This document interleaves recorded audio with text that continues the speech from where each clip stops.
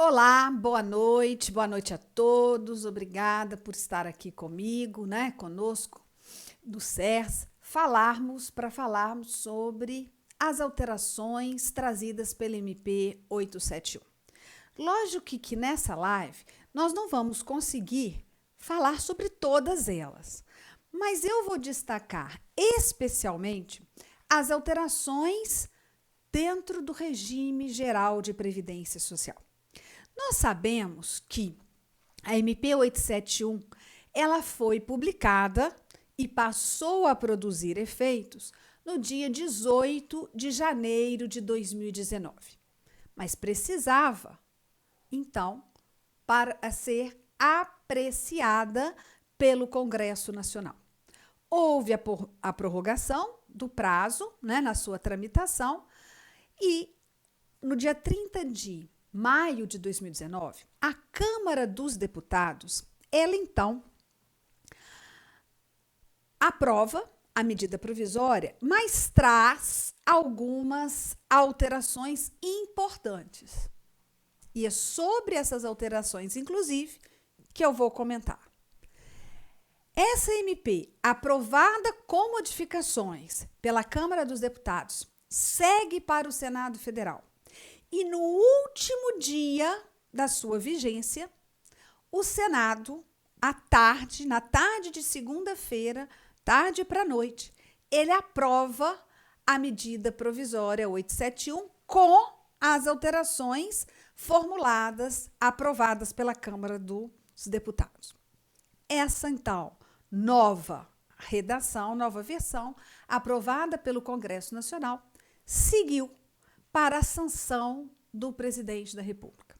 Estamos aguardando a sanção presidencial, mas há rumores que poderá haver veto em alguns dispositivos. Por enquanto, né, vamos falar do que temos em vigor. Caso a sanção presidencial dê com nenhuma alteração, quer dizer, aprove na íntegra, sancione a lei na íntegra, como a MP foi aprovada e convertida pelo Congresso Nacional, ótimo. Se houver ainda outra modificação, nós voltamos aqui e falamos sobre isso para você. Qual é o nosso objetivo? O objetivo do CERS é trazer às pessoas sempre atualização. Sempre as pessoas, os nossos alunos, os nossos ouvintes, ter a matéria previdenciária sempre atualizada, né? E a gente sabe que no campo previdenciário nós temos, volta e meia, alteração na legislação, alteração no posicionamento dos tribunais superiores quanto a um a outro tema. Então, o objetivo nosso é esse. Vou iniciar falando sobre a carência de determinados benefícios. Você já sabe que auxílio-doença e aposentadoria por invalidez, em regra, exigem para sua concessão o cumprimento da carência de 12 contribuições mensais. O salário maternidade para assegurados, contribuinte individual e facultativo, 10 contribuições mensais. E o auxílio reclusão, para ser concedido aos dependentes do segurado de baixa renda, recolhido à prisão em regime fechado, é necessário que o segurado tenha antes, né, ou até a data do seu recolhimento à prisão, cumprido a carência mínima de 24 contribuições. Essa carência, no caso, ela foi incluída pela medida provisória 871. A carência do auxílio reclusão. Sim. A MP 871, ela traz uma alteração na redação do artigo 27A da Lei 8.213. Ela dispõe no artigo 27 que aquele segurado que havia perdido a qualidade de segurado no regime geral e reingressa à Previdência, retorna à Previdência, ele deverá cumprir a carência, o período integral de carência, para fins de concessão do auxílio-doença, da aposentadoria por invalidez, do salário maternidade e do auxílio-reclusão. Então, eu digo que no período entre 18 de janeiro a 3 de junho de 2019, se o segurado, por exemplo, for acometido de uma invalidez e for requerer aposentadoria por invalidez, sabemos que ele tem que cumprir, salvo os casos de isenção, ter cumprido a carência de 12 contribuições. Mas, se no caminho ele perdeu a qualidade de segurado, quando ele reingressa ao regime geral, ele tem que ter cumprido a carência integral, as 12 contribuições. Significando que tudo que ele tinha de contribuição anterior ao seu reingresso no regime geral não faz diferença, porque ele teria que ter cumprido de novo a carência integral, né? A Câmara dos Deputados, ao apreciar a medida provisória 871, ela altera novamente a redação do artigo 27A. Sim, ela volta com a redação anterior à MP. Olha, na nova redação trazida pela Câmara e aprovada pelo Senado, dispõe que, na hipótese da perda da qualidade de segurado para fins de concessão dos benefícios de auxílio-doença, de aposentadoria por invalidez, de salário e maternidade e de auxílio-reclusão, o segurado deverá contar, a partir da nova filiação à Previdência Social, com metade dos períodos previstos nos incisos 1, 3 e 4 do caput do artigo 25 desta lei. Ora, o que MP trouxe, que era para cumprir carência integral após a nova filiação, foi retirado. Vai cumprir, então, novamente só a metade. Então, eu vou dar 2 exemplos. Por quê? Porque a Previdência Social, ela trabalha com o princípio tempus regi actum. Vamos aplicar a lei vigente à época do fato gerador do benefício. Você imagina que um segurado tinha perdido a qualidade, né, junto à Previdência Social, e reingressa. Começa a contribuir, ou arruma um emprego, né, tal, ou vira trabalhador avulso. Ele volta ao regime de Previdência Social.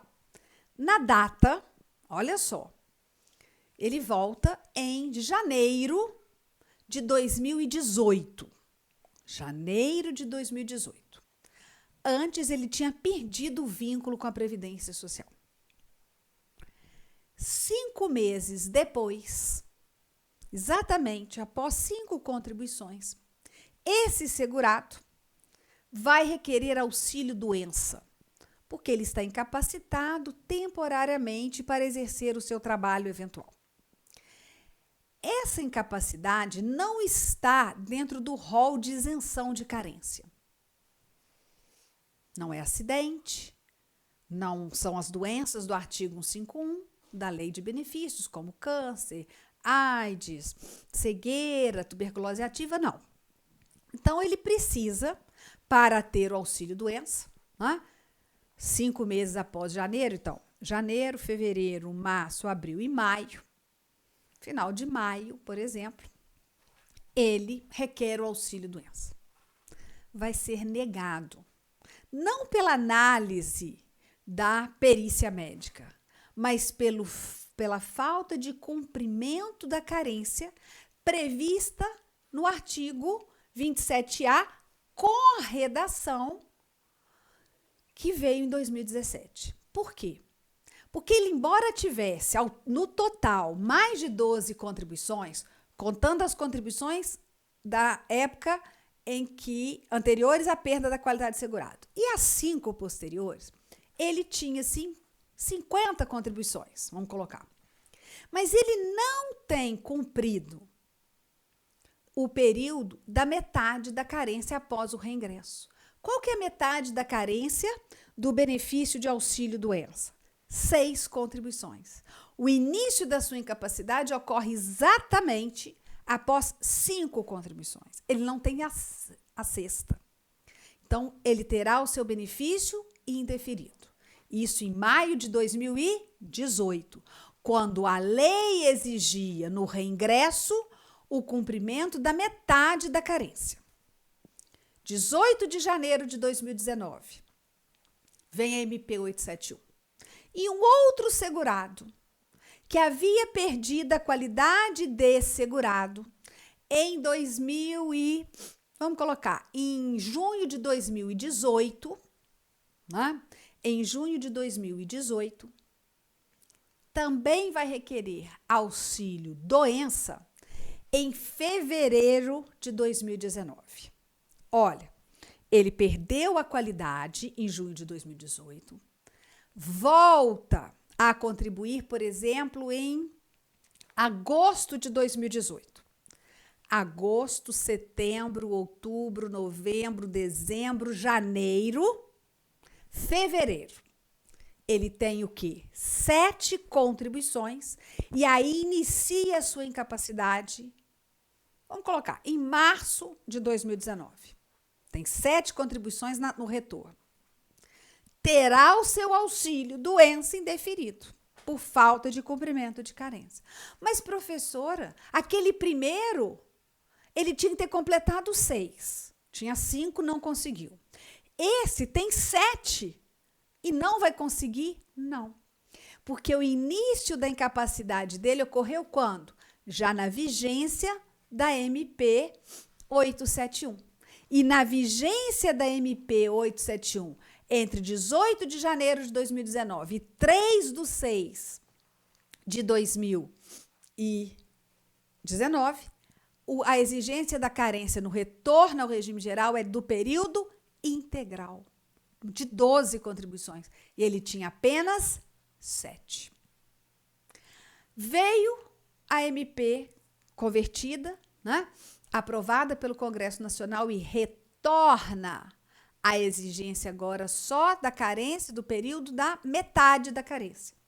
Então, se a incapacidade desse último segurado que nós falamos não tivesse iniciado em março de 2019, mas em 10 de junho, 4 de junho, 5 de junho, hoje, de 2019, ele poderia sim ter direito ao auxílio-doença, porque ele teria cumprido no reingresso pelo menos a metade da carência e, no total, ter as 12 contribuições. Entenderam? Então, nós vamos ter períodos distintos para a aplicação da lei previdenciária. Por exemplo, entre o período de 6 de janeiro de 2017 a 17 de janeiro de 2019, o reingresso exige o cumprimento da metade da carência para o segurado. Nestes benefícios, auxílio-doença, salário maternidade e aposentadoria por invalidez.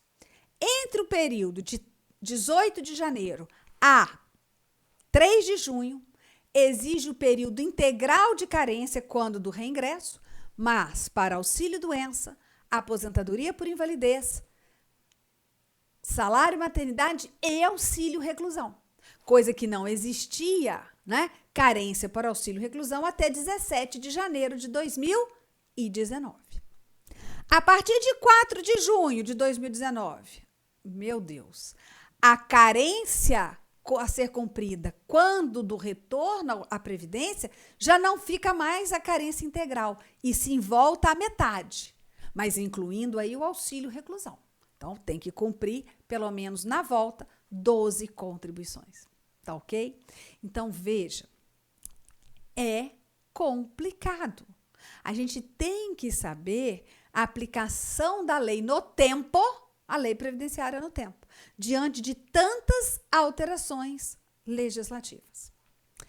Outra questão importante em relação às mudanças trazidas pela MP e após, né, a aprovação com modificação pelo Congresso Nacional é o que diz respeito ao dependente e também à pensão por morte.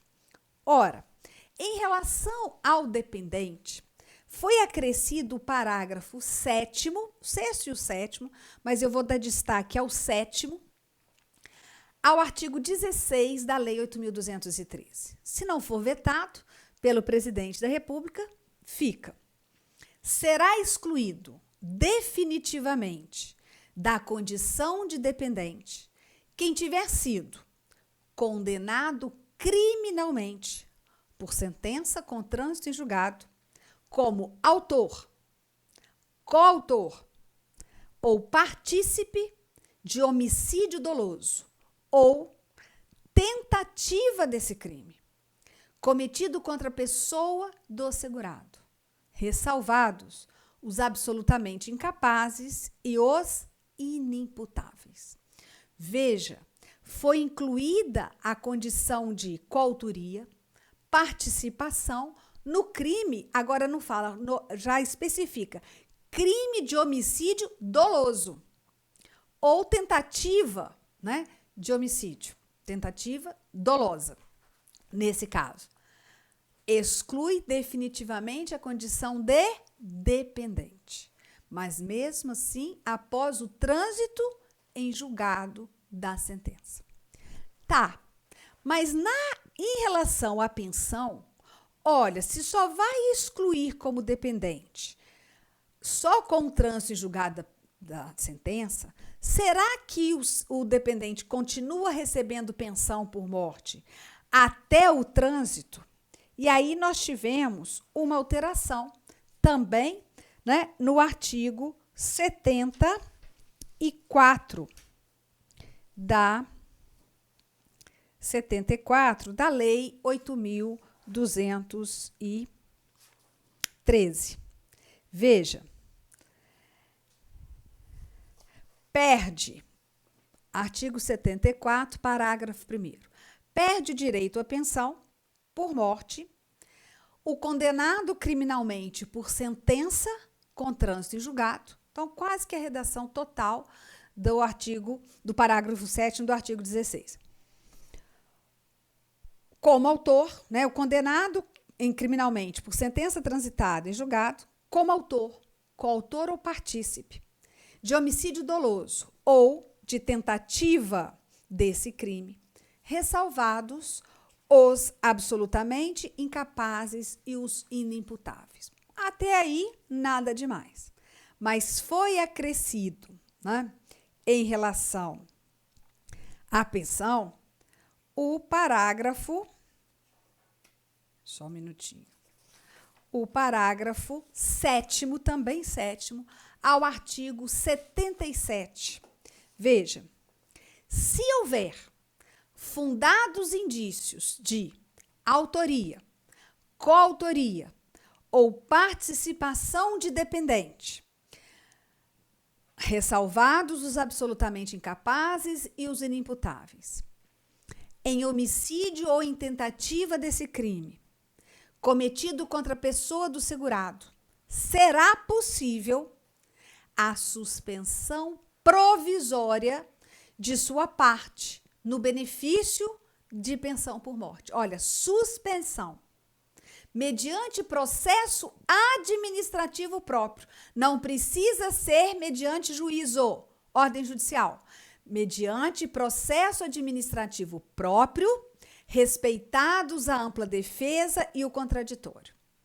E serão devidas, em caso de absolvição, todas as parcelas corrigidas desde a data da suspensão, bem como a reativação imediata do benefício. Ora, esse acréscimo, essa inclusão, ela é bem interessante. Por quê? Porque se só perde o direito à pensão e é excluído definitivamente da qualidade dependente com o trânsito em julgado da sentença que condenou, né, aquele dependente por crime de homicídio doloso contra o segurado, ora, até que se chegue ao trânsito em julgado, quantas cotas e quantas parcelas não teriam sido pagas? Então, com essa inclusão, com essa nova redação, com a inclusão do parágrafo 7º do artigo 77, pode, né, havendo fundados indícios de autoria, coautoria ou participação nesse crime doloso, homicídio doloso ou tentativa desse crime, o quê? Suspender a cota desse dependente. Suspende. Se ele for absolvido, esses valores vão lhe ser pagos corrigidos e reativa o benefício, se for o caso. Se não for, aí pergunta, se não for, né, se ele for condenado, e aqueles valores? Aqueles valores ficam, né, deverão ser rateados para os dependentes habilitados, observando ali o período de duração de cada cota à parte. Tá ok? Então, muito importante essa modificação. Em relação ao auxílio reclusão, foi aprovada, sim, a exigência da carência trazida pela MP 871 de 24 contribuições para a concessão do auxílio reclusão. E ele passa a ser devido somente quando o segurado de baixa renda for preso, estiver preso em regime fechado. Não há mais regime aberto para a concessão do benefício de auxílio reclusão para os dependentes. Então, se o segurado de baixa renda, a partir de for recolhido da prisão, a partir de 18 de janeiro de 2019, em regime fechado, ótimo. Regime semiaberto, não é possível mais a concessão do auxílio reclusão, só em regime fechado. Isso foi mantido e aprovado pelo Congresso. A questão: segurado de baixa renda, com a medida provisória, passa a ser considerada baixa renda quando a média dos salários de contribuição daquele segurado no período de 12 meses anteriores à data da sua prisão, essa média for igual ou inferior ao valor fixado na portaria do Ministério da Economia. No caso, for igual ou inferior para 2019 a R$ 1.364,43. A média não é mais o último salário de contribuição inferior a esse valor ou igual.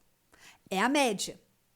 E aí foi incluído também que, nessa média, relativamente aos 12 meses anteriores à data da prisão, participa da média o valor do salário de benefício, do benefício por incapacidade que o segurado tiver recebido no período. Não entendi. Vamos lá. Não vamos pegar os salários de contribuição correspondente, né, aos últimos 12 meses, ao período de 12 meses anteriores à data da prisão? Mas vamos supor que nesse período ele tivesse ficado, o segurado, em auxílio-doença por 3 meses. Ora, valor de auxílio-doença não é salário de contribuição. Então, esse valor, a proposta inicial, não entraria na média. Agora, não. O valor do salário de benefício não é o valor do auxílio-doença.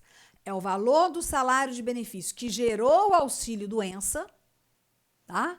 Porque a gente sabe que o auxílio-doença tem como renda 91% do salário de benefício, mas o salário de benefício que gerou o auxílio-doença, ele vai integrar essa média. Ele vai ser considerado o salário de contribuição para essa média. Se esse valor da média for igual ou menor do que o valor estabelecido de R$ 1.364,43, aí o segurado é considerado de baixa renda. E aí poderá o dependente ter direito ao auxílio reclusão. né? Se ele, na data da prisão, não estiver recebendo remuneração da empresa, né? Não estiver em gozo de auxílio-doença, em gozo de aposentadoria, em gozo de salário, maternidade ou mesmo de pensão por morte. Sim, o segurado de baixa renda que for recolhido à prisão e está recebendo pensão por morte, ele não gera auxílio reclusão para os seus dependentes. Está claro agora no artigo 80 com a redação da MP 871. Né? Está bem claro. E o fato do segurado estar recebendo, os seus dependentes estarem recebendo auxílio reclusão e ele for morto, e ele morrer na prisão, não é que for morto, e ele morrer na prisão, nós temos agora duas opções. O valor do auxílio reclusão ser igual ao valor da pensão por morte. Ele se transforma, ele se converte automaticamente em pensão por morte. Ou, se o segurado, mesmo preso, continuar a contribuir para a Previdência Social, os dependentes podem optar pela forma de cálculo da pensão por morte, incluindo esse período de novas contribuições. Às vezes ele vai contribuir com salário de contribuição alto, né? Embora tenha sido considerado segurado de baixa renda na hora da prisão, pode utilizar também essas contribuições para fazer o cálculo da pensão por morte. Isso fica como opção para os dependentes. Agora, o segurado recluso, que gerou auxílio reclusão para os seus dependentes, não recolheu no período da prisão. Aí a gente sabe, sim, que a pensão por morte terá o valor igual ao auxílio reclusão que estava sendo mantido, né? Por quê? Não vai haver nenhuma modificação em relação a isso, tá ok? Outro fato também importante, que se a gente não tomar cuidado, vai passar sem percepção, é a redação do artigo 15 da Lei 8.213. Antes, nós temos o seguinte: mantém a qualidade de segurado, independentemente de contribuição. sem limite de prazo, o segurado que estiver em gozo de benefício. Ponto. Quanto ele estiver recebendo benefício da Previdência Social como segurado, mesmo ele não estando contribuindo, ele mantém a qualidade de segurado. Ele conserva seus direitos perante a Previdência Social. A nova redação aprovada foi de que, sim, será sem limite de prazo, quando quem estiver, quem está em gozo de benefício, exceto do auxílio acidente. Esse é o pulo do gato. Ora, se aquele segurado estiver apenas em auxílio acidente e não estiver contribuindo, isso não lhe garante a manutenção da qualidade de segurado. Acabou, né? E por quê? Porque o auxílio acidente, na verdade, você sabe que ele é um benefício pago ao empregado doméstico, ao trabalhador avulso e ao segurado especial que, em razão de um acidente de qualquer natureza, teve consolidação de lesões que levaram à diminuição, à redução na sua capacidade para o trabalho. O acidente não precisa ser do trabalho. Então, como forma de indenização, a Previdência paga a esses segurados um benefício correspondente a 50% do salário de benefício, chamado auxílio acidente. Esse segurado está habilitado ou reabilitado para exercer atividade. Ele não está incapacitado. Ele vai exercer a sua atividade anterior, seu trabalho anterior, exigindo dele maior esforço, mas ele consegue. Ou então, ele tem, já após a reabilitação, condições de exercer uma atividade remunerada. Então, não é que o auxílio acidente, a pessoa fique incapacitada ou esteja incapacitada para o trabalho. Não. Esse segurado recebe uma indenização porque a sua capacidade de trabalho foi reduzida. Mas ele pode exercer atividade remunerada. Ele exercendo atividade remunerada, ele contribuindo para a Previdência, ele mantém a sua qualidade de segurado. Né? Agora, se ele resolver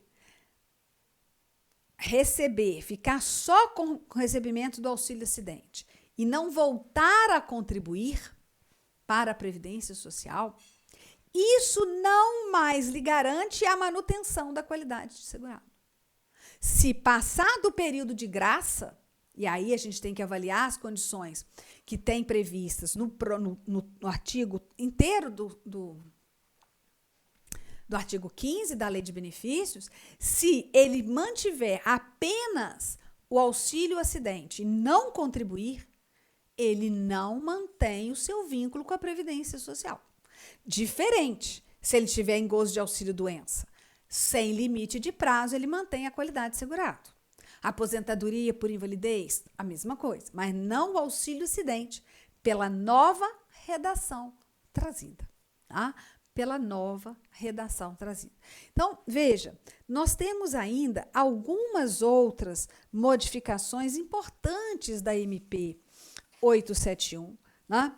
Eu gostaria de falar do caso do auxílio-doença.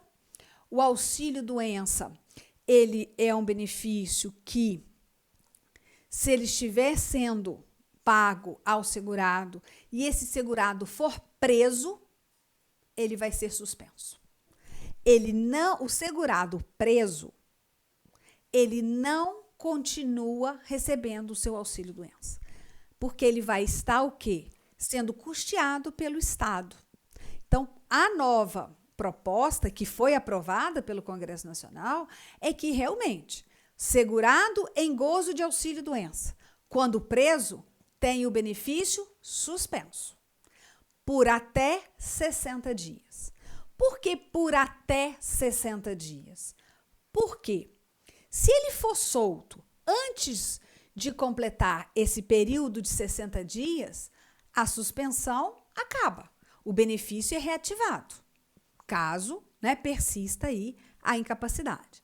Se por um acaso a prisão superar o prazo de 60 dias, aquele auxílio-doença que já estava suspenso, porque ele foi preso, é cessado. Aí ele ficou preso 70 dias.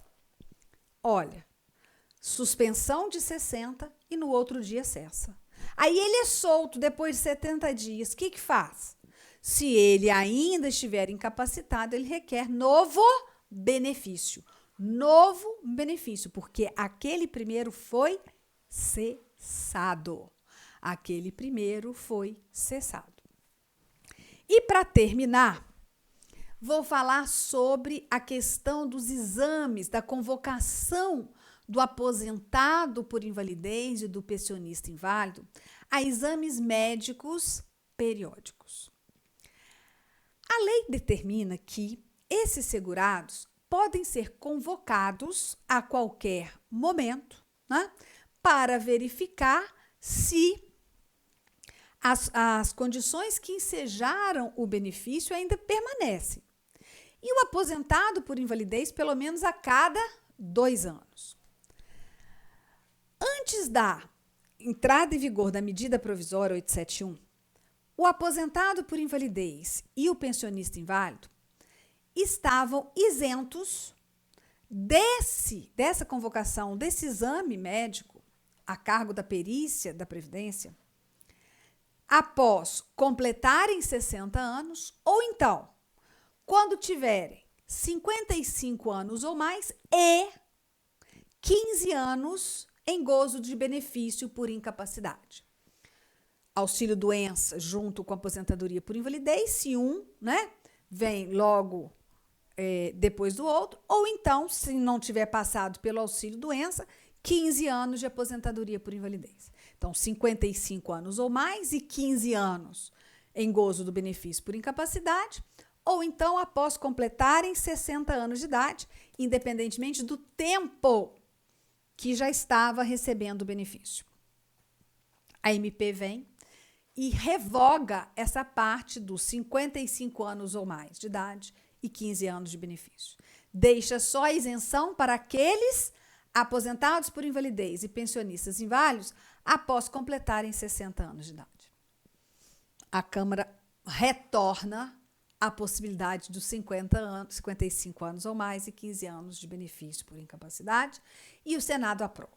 Vamos ver que se vai haver veto nessa condição ou se o presidente sancionará sem qualquer veto. Tá, ok? Então, veja que nós temos alterações significativas. E o meu compromisso, o compromisso nosso e do SES, é manter você sempre atualizado. Então, eu peço, né, a vocês que acompanhem todas as nossas lives de atualização, todas as nossas postagens no Instagram. Estou sempre colocando, né, modificação, dicas, posicionamentos dos tribunais, últimos julgamentos, para você estar sempre atento às modificações da legislação e da jurisprudência. Agradeço imensamente a sua participação, né? Tirar aí esses momentos do seu lazer, dos seus estudos, para estar aqui conosco. Um grande abraço e até a próxima live, ok?